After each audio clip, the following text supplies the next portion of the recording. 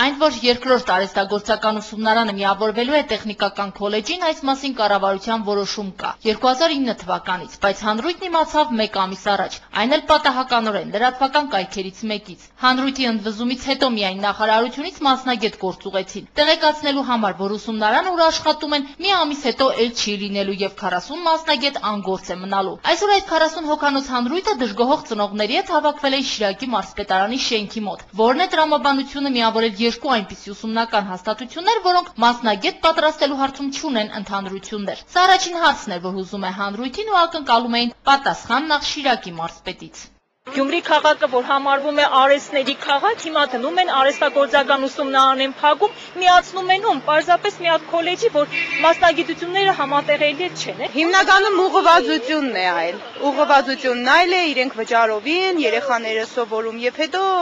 մեր մասնագիտությունները զուտ երկաթուղու հետ է կապվում։ Պատրաստում ենք որակյալ բանվորներ, ասենք խոհարարներ ունենք, համակարգչային մասնագետներ ունենք, կապի մասնագետներ, որ տղան գնում է բանակ, բնականորեն կապի մասնագիտությունը այնտեղ իրեն պետք է գալ։ Իսկ քոլեջում չունեն այդպիսի մասնագիտություններ։ Ոտին բանացումն է, չգիտեմ, ոչ մի բան, ես կոնկրետ չգիտեմ, որոշումը գրված է։ Միացնել,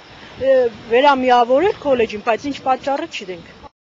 Նախարարությունից գործուղված մասնագետը ուսումնարանը քոլեջին միավորելու որոշմանը այսպիսի բացատրություն է տվել, թե շենքային պայմանները բարվոք չեն, ինչ է նշանակում սա դժգոհում է հանրույթը, փոխանակ պայմաններ ապահովեն 100-ամյա կառույցն են փակում։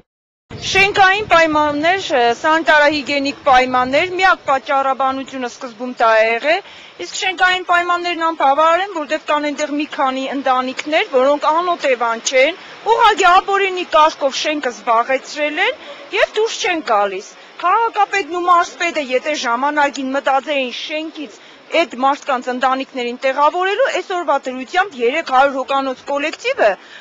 աշակերտներ, սովորողներ, մանկավարժներ ոչ մեկը փողոցում չէին հայտնվի։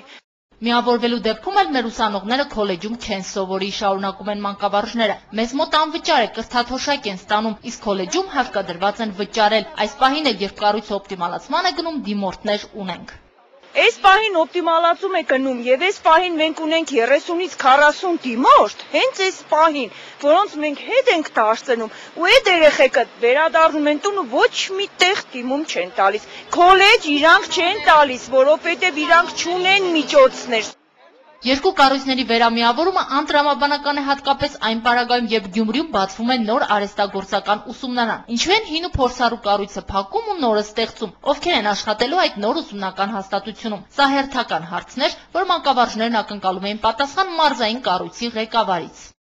100 տարվա ուսումնարանը փակում են եւ բացում են նոր ուսումնարան։ Իմաստը ո՞րն է։ Եթե մեր ուսումնարանը կատարյալ 110 տարվա պատմություն ունի, ինչ իմաստուն է 4-ը բացել է։ Մենք առաջարկում ենք թեկուզ կես տուրիկա չափով մեր մանկավարժներին ընդունեն աշխատանքի։ Այսինքն մասնագիտությունները պահպանվեն, հեռանկար ունենան մասնագիտությունները, որովհետև 1-2 տարի հետո այդ մասնագիտությունները մարման է գտնում։ Մոտ 1 ամիս հանրույթը բողոքում է ու չպարզաբանված շատ հարցեր ունի։ Շիրակի մարզպետարան էլի են դիմել, բայց պատասխան տրվել է փոխմարզպետի մակարդակով։ Ու այսօր հանրույթի նպատակը մեկն էր, ինչ գնով լինի հանդիպել Աշոտ Գիզիրյանին։ Ճիշտ է, մեզ ասել են, որ հարցը կառավարական մակարդակի է, բայց կառավարության լիազոր մարմինն էլ Շիրակի մարզու մարզպետարանն է, դժգոհում էին մանկավարժները։ Ասեք, որ տեղաբացել կառավարական մարմինները, չտվեք իրական